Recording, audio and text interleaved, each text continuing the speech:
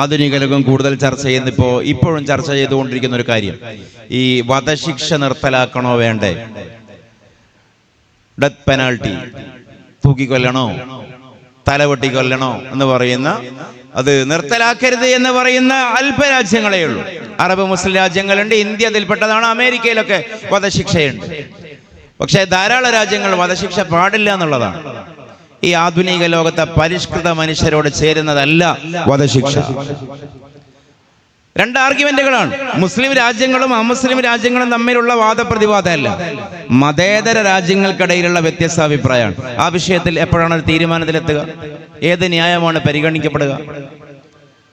വധശിക്ഷ പാടില്ല എന്നൊക്കെ വലിയ വായിൽ സംസാരിക്കുന്ന ആധുനിക മനുഷ്യനൊക്കെ എന്താണത് എന്ന് പോലും അറിയാതെ ഉച്ചരിക്കുന്ന ആളുകളൊക്കെ സാമൂഹികമായൊരു വിഷയം വരുമ്പോൾ വധശിക്ഷയൊക്കെ വേണമെന്ന് പറയുന്നവരാണ്. ഇവിടെ ഗോവിന്ദച്ചാമിയുടെ വിഷയം ഉണ്ടായപ്പോൾ സമാനമായി പല ബലാത്സംഗങ്ങളും നിർഭയ സംഭവമൊക്കെ ഡൽഹിയിലൊക്കെ ഉണ്ടായ സമയത്ത് ഈ പ്രതികളെയൊക്കെ വിചാരണ കൂടാതെ വെടിവെക്കണം എന്നുള്ള കമന്റുകളാണ് പല അൾട്രാ സെക്യുലർ ലിബറലിസ്റ്റുകളും ഒക്കെ സോഷ്യൽ മീഡിയയിൽ പറയുക. അവനവന്റെ വിഷയത്തിലേക്ക് വരുമ്പോൾ അതൊക്കെ അംഗീകരിക്കുന്ന ആളുകൾ തന്നെയാണ്. പക്ഷെ അത് വേണോ വേണ്ടെന്നുള്ള ചർച്ചയല്ല ഇവിടെ. നിരീശ്വരവാദത്തിലും സ്വതന്ത്ര ഇന്ത്യയിലും അതിന് ഉത്തരമില്ല എന്നുള്ളതാണ്. യൂത്തനേഷ്യ,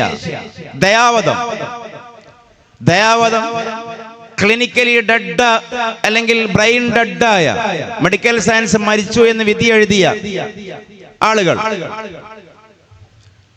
ഇനി അവർക്ക് കൃത്രിമമായി ഓക്സിജൻ നൽകിയിട്ട് വെന്റിലേഷൻ സഹായത്തോടെ സപ്പോർട്ടീവായി ശ്വാസം ചെയ്യുന്നുണ്ട്.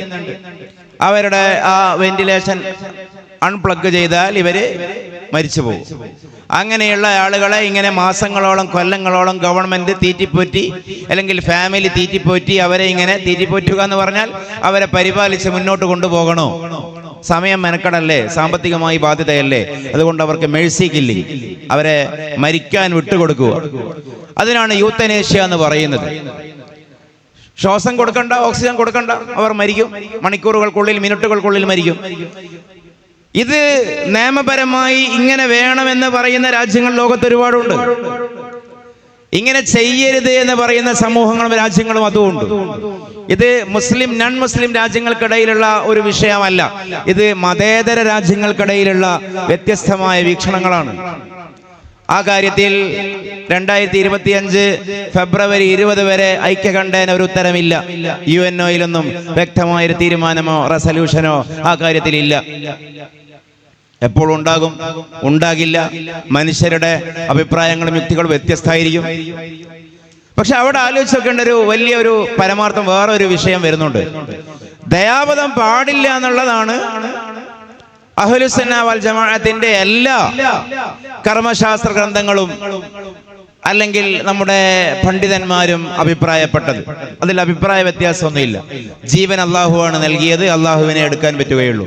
ആത്മഹത്യയും ഹറാമാണ്, ദയാവധവും ഹറാമാണ്. അപ്പൊ അന്ന് ഇതിനെ പരിഹസിച്ചിരുന്ന ധാരാളം ആളുകൾ ഉണ്ടായിരുന്നു. ഇനി ഒരിക്കലും ജീവിതത്തിലേക്ക് തിരിച്ചു വരില്ല എന്ന് പറഞ്ഞ ആളുകൾക്ക് മേഴ്സി കില്ലിംഗ് കൊടുക്കുന്നതിനെ നമ്മൾ എന്തിനു എതിർക്കണം?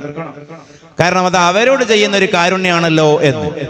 പക്ഷെ പുതിയൊരു പഠനപ്രകാരം ഈ തനാട്ടോളജിക്കൽ സ്റ്റഡി ഒക്കെ നടക്കുന്ന കാലമാണല്ലോ. മരണ സംബന്ധമായിട്ടുള്ള അനുഭവങ്ങളും കാര്യങ്ങളും പറയുന്ന ഒരു ശാസ്ത്രമാണ്, ബ്രാഞ്ച് ഓഫ് സയൻസ് ആണ് തനാട്ടോളജി. നിയർ ഡെത്ത് എക്സ്പീരിയൻസുമായി ബന്ധപ്പെട്ട ധാരാളം പഠനങ്ങൾ നടക്കുന്നു. അത് മുന്നോട്ട് വെക്കുന്നതനുസരിച്ച് കൊണ്ട് ബ്രെയിൻ മരിച്ച, ക്ലിനിക്കലി ഡെഡായ, മസ്തിഷ്ക മരണം സംഭവിച്ച ധാരാളം ആളുകൾ ജീവിതത്തിലേക്ക് തിരിച്ചു വരികയാണ്. തിരിച്ചു വന്ന നൂറുകണക്കിന് ആളുകളുടെ അനുഭവങ്ങൾ ആ പുസ്തകങ്ങളൊക്കെ കാണുവാൻ കഴിയും. ഇപ്പൊ മതം പറയുന്നതിലേക്കാണ് ലോകം എത്തി, അല്ലെങ്കിൽ ലോകത്തിന്റെ സഞ്ചാരത്തിന്റെ സാങ്കേതികതയുടെ ഒരു പരിണിതി വരുന്നത് എന്നുള്ളത് കാണാതെ പോവരുത്. നിരീശ്വരവാദം പറയുന്നിടത്തേക്കല്ല ലോകം പോകുന്നത്. 2000 കഴിഞ്ഞാൽ ലോകത്ത് മതം ഉണ്ടാവില്ല. 21st സെഞ്ചുറിയോടുകൂടെ ലോകത്ത് മതവും ദൈവങ്ങളും മതവിശ്വാസവും ഇല്ലാതാകുമെന്ന് കഴിഞ്ഞ നൂറ്റാണ്ടിൽ ഗീർവാണം മുഴക്കിയ, കഴിഞ്ഞ നൂറ്റാണ്ടിൽ പ്രഖ്യാപിച്ച, കഴിഞ്ഞ നൂറ്റാണ്ടിൽ പ്രവചിച്ച ഒരുപാട് പ്രത്യയശാസ്ത്രങ്ങൾ 21st സെഞ്ചുറിയിൽ ഭൂമുഖത്തില്ല. മതം ബാക്കിയുണ്ട്. അടുത്ത നൂറ്റാണ്ടായാൽ മതമുണ്ടാവില്ല എന്നായിരുന്നു അവരുടെ പ്രവചനം. പക്ഷെ അങ്ങനെ പ്രവചിച്ചവരിപ്പോ കുടീരത്തിലാണ്, പ്രവചിച്ചവരുടെ പ്രത്യയശാസ്ത്രം മോർച്ചറിയിലുമാണ്. പ്രവചിച്ചവരുടെ പ്രവചനം ഇപ്പോൾ ലോകത്ത് മതവിശ്വാസികളുടെ അടുത്ത് ഉദ്ധരിക്കുക എന്നല്ലാതെ അത് പറയാൻ അവരുടെ അണികൾ പോലും ബാക്കിയില്ല. മതം ബാക്കിയുണ്ട്. അതിന് സസ്റ്റൈനബിലിറ്റി മതത്തിനുണ്ട്.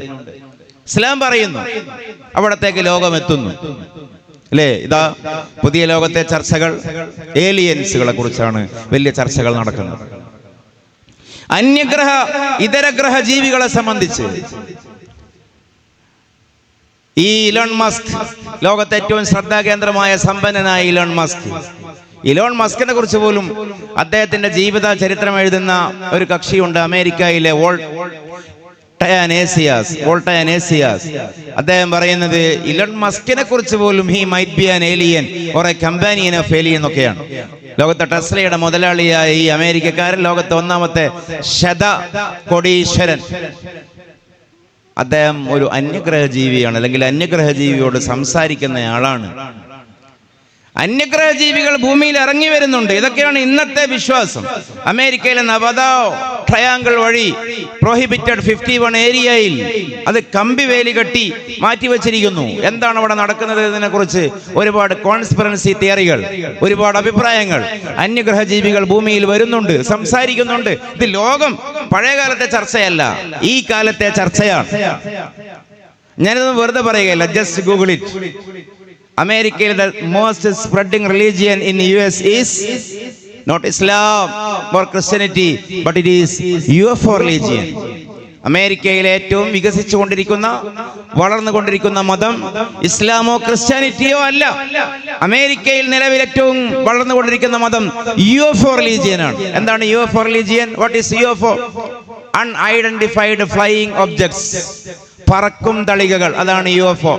എന്താണ് ഈ പറക്കും തളികയിലുള്ളത്? പറക്കും തളികയിലുള്ളത് ഇതരഗ്രഹ ജീവികളെ ആരാധിക്കുന്ന മതമാണ്. ലോകത്തെ ഏറ്റവും ശാസ്ത്രീയ പുരോഗതി, ഏറ്റവും അതിന്റെ മാക്സിമം എത്തിയെന്ന് അവകാശപ്പെടുന്ന അമേരിക്കയിലെ സ്പ്രെഡിംഗ് റിലീജിയൻ, അന്ധവിശ്വാസം എന്ന് ലോകം പറയുന്നിടത്തേക്കാണ് ലോകം പോകുന്നത്.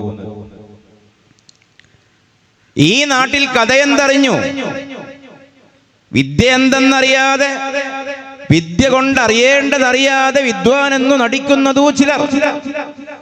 കുങ്കുമത്തിൻ ഗന്ധമറിയാതെ കുങ്കുമം ചുമക്കുമ്പോൾ. ഇതാണ് ഈ നാട്ടിലെ അവസ്ഥ. ഇവിടെ മതവിമർശനം നടത്തുന്ന ആളുകൾക്ക് ലോകത്തിന്റെ ഒഴുക്ക് ഗതി എങ്ങോട്ടേക്കാണ് എന്ന് ഇനിയും മനസ്സിലായിട്ടില്ല. ഇസ്ലാമിന്റെ വെളിയിലേക്ക്, വ്യവസ്ഥാപിതമായ മതത്തിന്റെ വെളിയിലേക്ക് പോകുന്ന ആളുകൾ, ആ ആളുകൾ എത്തി നിൽക്കുന്ന ഒരു ദയനീയാവസ്ഥയാണ് ഞാൻ ഈ പറഞ്ഞത്. പറക്കും തളികയെ ആരാധിക്കുന്നു, പിശാചുക്കളെ ആരാധിക്കുന്നു, ലൂസിഫറിനെ ആരാധിക്കുന്നു, ആന്റിക്രിസ്റ്റിനെ ആരാധിക്കുന്നു. ആന്റിക്രിസ്റ്റ് എന്നൊക്കെ പറഞ്ഞാൽ ആരാ? ദജ്ജാൽ. നമ്മുടെ വിശ്വാസത്തിലുള്ള ദജ്ജാലിനെയാണ് ആന്റിക്രിസ്റ്റി അല്ലെങ്കിൽ ലൂസിഫർ എന്നൊക്കെ പറയുന്നത്. ലോകത്തിൽ നിന്ന് വളർന്നു വരുന്ന ഒരു മതം പോലും ലൂസിഫർ ആരാധനയാണ്, ആന്റിക്രിസ്റ്റി ആരാധനയാണ്. ആന്റിക്രിസ്റ്റ് ഇപ്പോൾ ലോകത്ത് ഏറ്റവും സ്പ്രെഡിംഗ് ആയിട്ടുള്ള, എല്ലാ ആളുകൾക്കിടയിലും വലിയ സ്വീകാര്യതയുള്ള ബ്രാൻഡല്ലേ ആപ്പിൾ ബ്രാൻഡ്. ഏതാ ഫോൺ? സാംസങ്. ഒരു ആപ്പിൾ വാങ്ങരുതോ ചങ്ങാതി? ആപ്പിളിന്റെ ഐപാഡ്, ആപ്പിളിന്റെ ടാബ്, ആപ്പിളിന്റെ ലാബ്, ആപ്പിളിന്റെ മൊബൈൽ. ഈ ആപ്പിളിന്റെ ചിഹ്നം പോലും വാസ്തവത്തിൽ ഒരു ആന്റിക്രിസ്റ്റ് സിംബൽ ആണെന്നാണ്. ആപ്പിൾ, ആദംസ് ആപ്പിൾ, ആപ്പിളിന്റെ ചിഹ്നത്തിന്റെ ഒരു ഭാഗത്ത് ഒരു കടിച്ച് മുറിഞ്ഞു പോയ ഒരു ഭാഗമുണ്ട്. അത് പിശാചിന്റെ വിജയമാണത് എന്നാണ് അതിന്റെ ആന്റിക്രിസ്റ്റ് സിംബൽ. ക്രിസ്റ്റ് എന്ന് പറഞ്ഞാൽ ദൈവം എന്നുള്ളതാണ്. ആന്റിക്രിസ്റ്റ് ദൈവവിരുദ്ധമായ ദജ്ജാലിന്റെ ലൂസിഫർ ശക്തി. അപ്പൊ ഒന്നാമത്തെ മനുഷ്യനായ ആദം അലൈഹിസ്സലാമിനെയും പത്നിയായ ഹവ്വ ബീവിയെയും ദുസ്വാധീനിച്ചുകൊണ്ട് പിശാച് വിലക്കപ്പെട്ട ആപ്പിൾ ഭക്ഷിപ്പിച്ചു. അപ്പൊ ആപ്പിളിന്റെ ഒരു കഷ്ണം ഇവരുടെ വായയിൽ, തൊള്ളയിലായി. അപ്പൊ പിടിച്ചിട്ട് ജിബ്രീൽ അലൈഹിസ്സലാം അവരെ കൊണ്ടത് പുറത്തേക്ക് തുപ്പിപ്പിച്ചു. അപ്പൊ പിടിച്ചത് കൊണ്ടാണ് ഇവിടെ ഈ എല്ലിലൊരു ഒരു തടിപ്പുള്ളത്. അതിനാണ് ഇംഗ്ലീഷിൽ ആദംസ് ആപ്പിൾ എന്നാണ് പറയാ, ഈ ഹമ്പിന്. അപ്പോ ആ ആപ്പിളിൽ ഒരു കഷ്ണം കടിച്ചു പോയിട്ടുണ്ട്. ആ കഷ്ണമാണ് ഈ ആപ്പിൾ ഫോണിലും ആപ്പിൾ ടാബിലും ഒക്കെ ആപ്പിളിന്റെ സിമ്പിളായി വരുന്ന ആപ്പിളിൽ ഒരു കഷ്ണം കാണാനില്ല.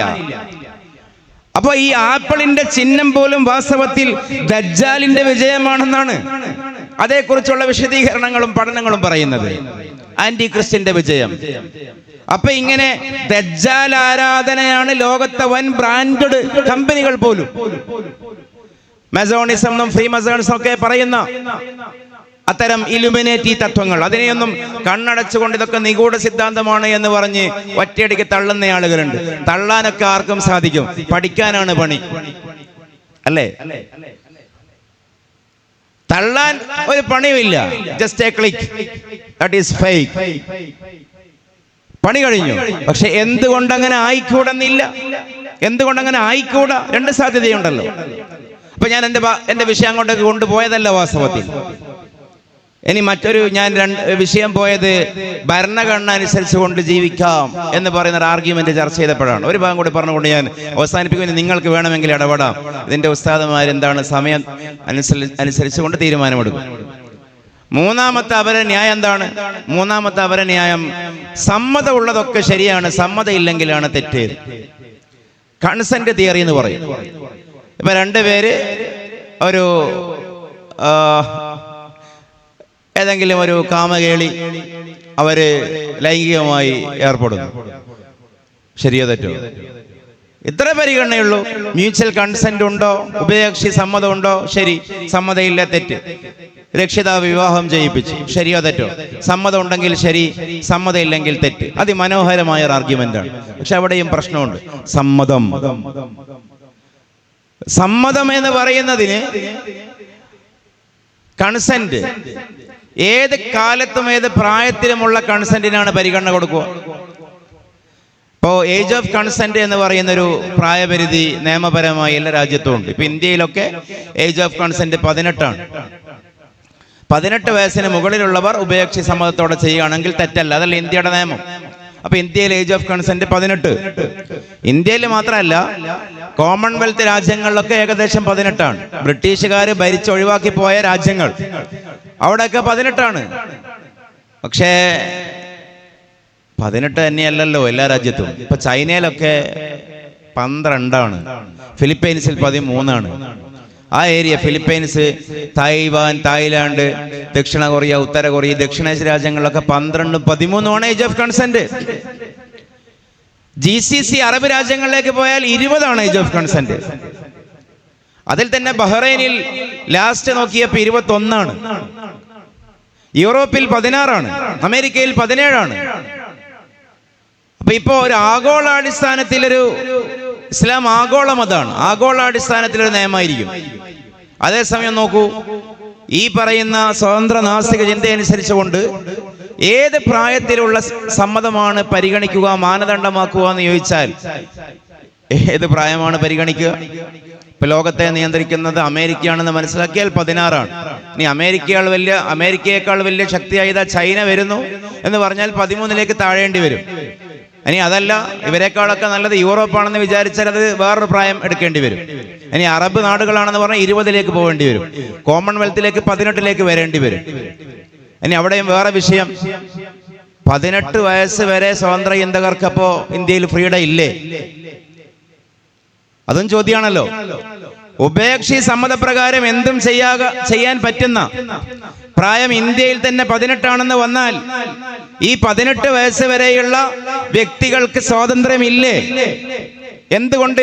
ഏത് പരിഗണന അനുസരിച്ചുകൊണ്ടാണ് ഈ നിരീശ്വരവാദികളും എന്ന് പറയുന്ന സ്വതന്ത്ര ചിന്തകരും മറ്റും 18 എന്ന് പറയുന്ന ഏജ് ഓഫ് കൺസെന്റിനെ ആത്യന്തികമായി ഒരു മാനകപ്രായമായി സ്വീകരിക്കുന്നത്?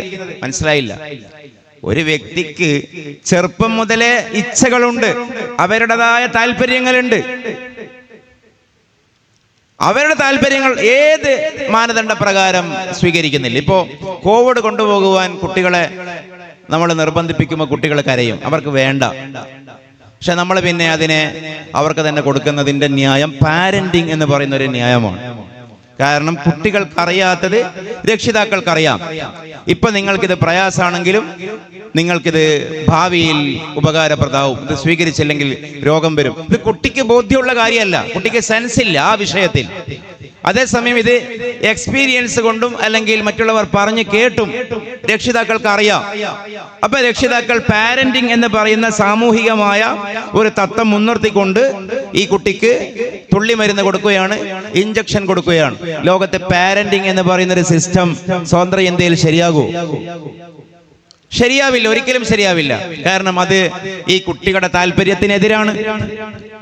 3-ാം വയസ്സിൽ പ്രീ സ്കൂൾ, 4-ാം വയസ്സിൽ LKG, 5-ൽ UKG, 6-ൽ ഫസ്റ്റ് ക്ലാസ്, 1-ാം ക്ലാസ്, പിന്നീട് 10-ാം ക്ലാസ് വരെ, അത് കഴിഞ്ഞാൽ +2, പിന്നീട് ഡിഗ്രി, പിന്നീട് PG, പിന്നീട് തുടർ പഠനം. ഇതൊരു കരിയറിസത്തിന്റെ അല്ലെങ്കിൽ ഇതൊരു ജീവിത രീതിയായി സമൂഹത്തിന്റെ മേൽ അടിച്ചേൽപ്പിക്കുന്നു.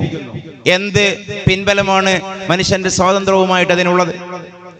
അപ്പൊ നമ്മൾ ഗൗരവത്തിൽ ആലോചിച്ചാൽ ഈ പറയുന്ന ആധുനിക സിദ്ധാന്തങ്ങളൊക്കെ മനുഷ്യന്റെ സ്വാതന്ത്ര്യത്തിനെതിരാണെന്ന് വരും. അപ്പോൾ പിന്നെ ഈ ഏജ് ഓഫ് കൺസെന്റ് എന്ന് പറയുന്ന ആ പരിഗണന തന്നെ ശരിയല്ല എന്ന് വരും. മനുഷ്യന്റെ ബുദ്ധിപരമായ പ്രായപൂർത്തി ന്യൂറോ സയൻസിന്റെ ആർഗ്യുമെന്റ് പ്രകാരം 26-നും 40 വയസ്സിനും ഇടയിലാണ്. മനുഷ്യന് 2 തരം പ്രായപൂർത്തിയാണ് ഉണ്ടാവുക. ഒന്ന് മെറ്റബോളിക് പ്യൂബർട്ടി, ബുലൂഗ് നമ്മൾ പറയുന്ന, പെൺകുട്ടികൾക്ക് ആർത്തവം, ആൺകുട്ടികൾക്ക് ഇന്ദ്രിയസ്കൽ എന്ന് പറയുന്നത് മെറ്റബോളിക് പ്യൂബർട്ടിയാണ്, ശരീരത്തിന്റെ പ്രായപൂർത്തി. അതേപോലെ മറ്റൊരു പ്രായപൂർത്തി കൂടിയുണ്ട്, ഇന്റലക്ച്വൽ പ്യൂബർട്ടി, ബുദ്ധിപരമായ പ്രായപൂർത്തി. മനുഷ്യന്റെ ചിന്തയെ, വിചാരങ്ങളെ പ്രോത്സാഹിപ്പിക്കുന്ന മനുഷ്യന്റെ തലച്ചോറിലെ ന്യൂറോൺസ്, അതിന്റെ കോട്ടക്സ് മുൻഭാഗം, അതിന്റെ പൂർണ്ണത എത്തുന്നത് 26 to 40. സാറ ആർഡൻ, ലേറ്റസ്റ്റ് ആയ അമേരിക്കക്കാരി ന്യൂറോ സയന്റിസ്റ്റ്, ഇവിടെ പഠനം 40 വയസ്സിലാണ് ബുദ്ധിപരമായ പ്രായപൂർത്തി. അബ്ദുള്ളയുടെ പുത്രനായ മുഹമ്മദ് റസൂലുള്ളാഹിയാകുന്നത് 40-ലാണ് സ്വല്ലല്ലാഹു അലൈഹി വസല്ലം. ഇന്റലക്ച്വൽ പ്യൂബർട്ടി അതിന്റെ പെർഫെക്ഷനിൽ എത്തുന്ന കാലമെന്ന് ഒരുപക്ഷെ സയൻസ് കൊണ്ട് പറയാൻ കഴിയും.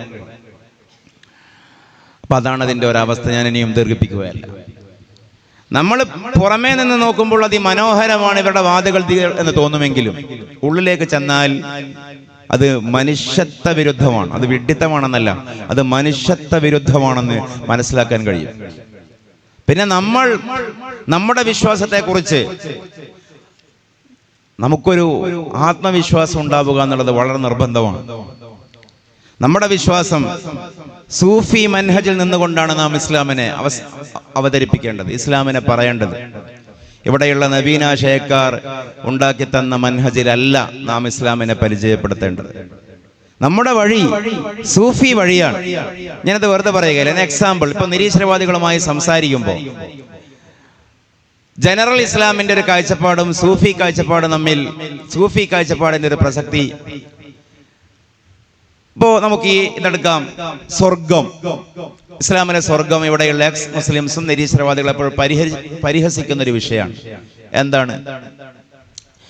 പാലിന്റെ പുഴ, തേനിന്റെ പുഴ, എല്ലാ ഭാഗത്തും സ്ത്രീകൾ. ഒരു സഭയിൽ പറയാൻ പറ്റാത്തതാണല്ലോ നിങ്ങളുടെ സ്വർഗം. പക്ഷേ സ്വർഗം എന്ന് പറഞ്ഞാൽ സൂഫികൾക്ക് എന്താണ്? ജെറുസലേമിന്റെ തെരുവിലൂടെ ഒരു കയ്യിൽ റാന്തലും മറുകൈയിൽ ഒരു കൊട്ട വെള്ളവുമായി നടക്കുകയാണ് റാബിയ അദവിയ റളിയല്ലാഹു അൻഹ. ചോദിച്ചു, എന്തേ പെണ്ണെ നിങ്ങൾക്ക് പറ്റി? എന്തിനാണ് ഈ കയ്യിൽ റാന്തലും പച്ചവെള്ളവും? അപ്പൊ എന്തേ പറഞ്ഞത്? മറുപടി, ആളുകൾക്ക് വേണ്ടത് സ്വർഗമാണ്, ആളുകൾക്ക് പേടി നരകവുമാണ്, ആളുകൾക്കാർക്കും അള്ളാഹുവിനെ വേണ്ട, അള്ളാഹുവിനെ വേണ്ടാതായിരിക്കുന്നു, വേണ്ടത് സ്വർഗമാണ്. അതുകൊണ്ട് ഞാൻ ഈ തീപ്പന്തം കൊണ്ട് സ്വർഗം കത്തിക്കാൻ പോവുകയാണ്. സൂഫി വാക്കുകളാണ്.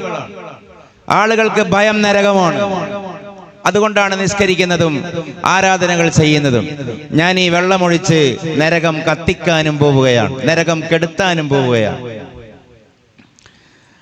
അതെന്ത് വർത്തമാനമാണ് എന്നൊരു പക്ഷേ പൊതുബോധ മുസ്ലിമിന് തോന്നിയേക്കാം. പക്ഷെ അതാണ് വർത്തമാനം. ഈ റാബിയോട് ചോദിച്ചു, ജെറുസലേമിലെ രാജാവ് 3 തവണ വിവാഹാഭ്യർത്ഥന, ഞാൻ വിവാഹം ചെയ്തോട്ടെ?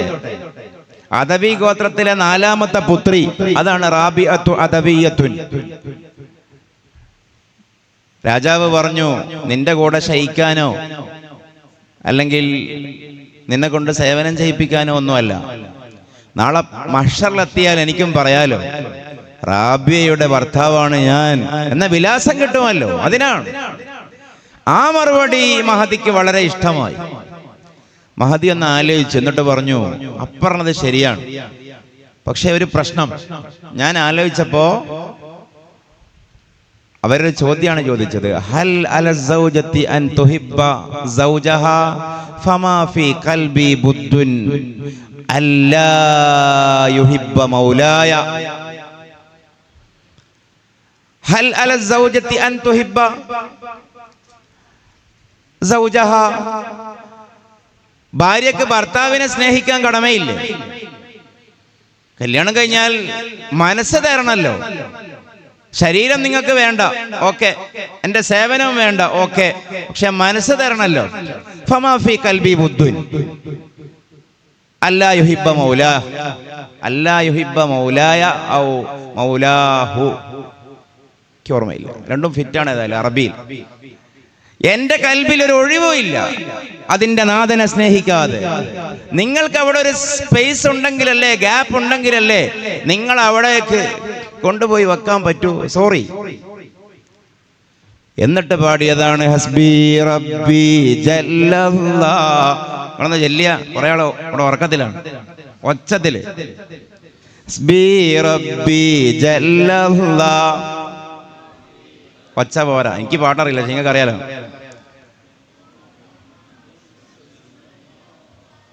ഏതോ ഒരു കുട്ടി നല്ലോണം പാടണം. ഇല്ലല്ലാ, എനിക്ക് അല്ലാഹു മതി.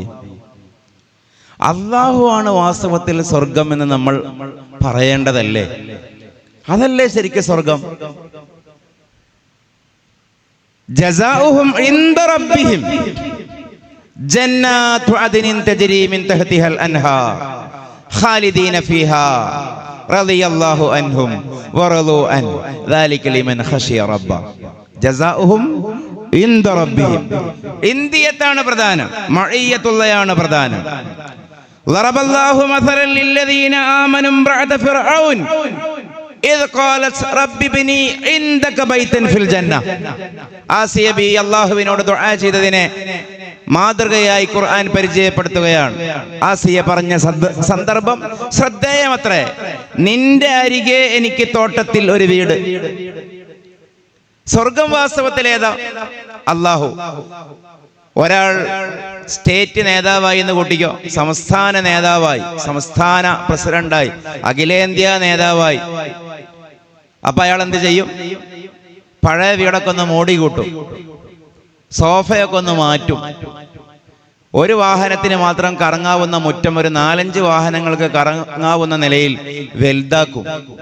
ഗാർഡനൊക്കെ വെച്ച് പിടിപ്പിക്കും. വീട്ടിന്റെ മുറ്റത്ത് അക്വേറിയമൊക്കെ വെക്കും.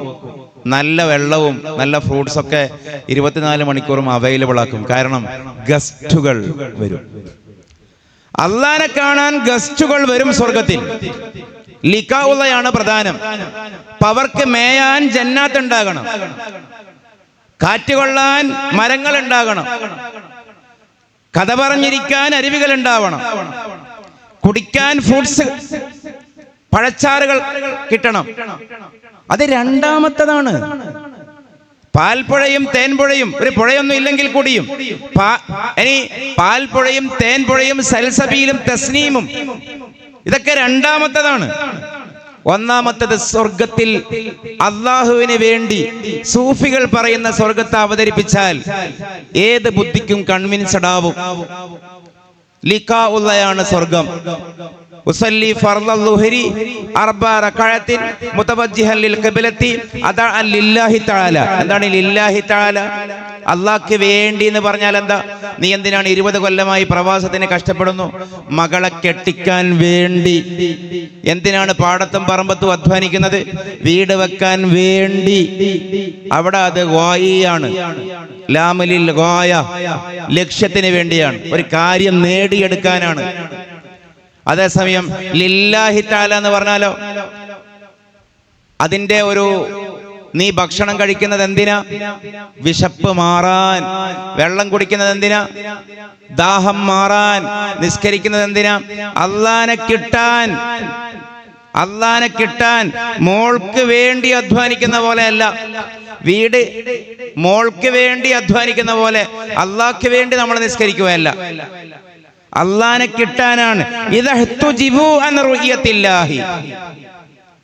അതാഹുല്ലാഹു സിക്കന്ദരി റഹിമഹുല്ലയുടെ ഹിക്കമിന് ശറഹ് ചെയ്തുകൊണ്ട് ഈഖാഉൽ ഹിമമിൽ ഇബ്നുൽ ഹാജിബ് തങ്ങൾ ഉദ്ധരിക്കുന്ന ഒരു ഹദീസ് ഉണ്ട്. സ്വർഗത്തിലെത്തിയതിനു ശേഷം അള്ളാഹുവിനെ കണ്ടുകൊണ്ടിരിക്കെ ഇദഹ്തുജിബു അൻ റുയത്തില്ലാ, അള്ളാഹുവിനെ കണ്ടുകൊണ്ടിരിക്കെ ആ കാഴ്ച ആർക്കെങ്കിലും മുറിഞ്ഞു പോയാൽ ഫയസ്തഗീഥൂന മിൻഹാ കമാ യസ്തഗീഥു അഹ്ലുൻ നാരി മിനൻ നാർ, നരകാവകാശികൾ ആ തീയിൽ നിന്നും ഞങ്ങളെ രക്ഷപ്പെടുത്തണമേ എന്ന് നരകത്തിൽ കടന്നവർ കേണ് പറയുന്ന പോലെ സ്വർഗത്തിൽ കടന്നവർ പറയും, ഈ സ്വർഗത്തിൽ നിന്ന് ഞങ്ങളെ ഒന്ന് രക്ഷപ്പെടുത്തിത്താ, ഞങ്ങൾക്ക് നരകത്തിലായാലും അള്ളാഹുവിനെ കണ്ടാൽ മതി. അതാണ് സ്വർഗം. ഇന്ന മിനൽ ഇബാദ് മൻ യഅബുദുല്ലാഹ ലിഗറദിൻ ആഖർ فكأنه لو حصل ذلك الغرض بطريق آخر لترك الواسطة. ഇമാം ഖുർത്തുബി. അല്ലാഹു അല്ലാത്ത ലക്ഷ്യത്തിന് വേണ്ടി ആരാധിക്കുന്ന ആളുകളുണ്ട്. പക്ഷേ ആ ആളുകൾക്ക് സ്വർഗമാണ് ഉദ്ദേശം. സ്വർഗം കിട്ടിയാൽ അള്ളാഹുവിനുള്ള ആരാധന ഒഴിവാക്കും. ذلك جهل عظيم. വിഡിത്തമാണ്. ഞാൻ അങ്ങോട്ടൊക്കെ എൻ്റെ വിഷയം പോവുകയല്ല. അപ്പൊ ബേസിക്കലി എല്ലാ രീതികളിൽ ആലോചിച്ച് നോക്കിയാലും ഈ ഇസ്ലാമിനെ നമ്മൾ ഈ പറയുന്നത് പോലെ നവീകരിച്ച് മറ്റെന്തോ ആക്കി തീർത്ത് പറയുന്ന ഒരു പ്രശ്നം സമൂഹത്തിൽ തീർച്ചയായും ഉണ്ട്.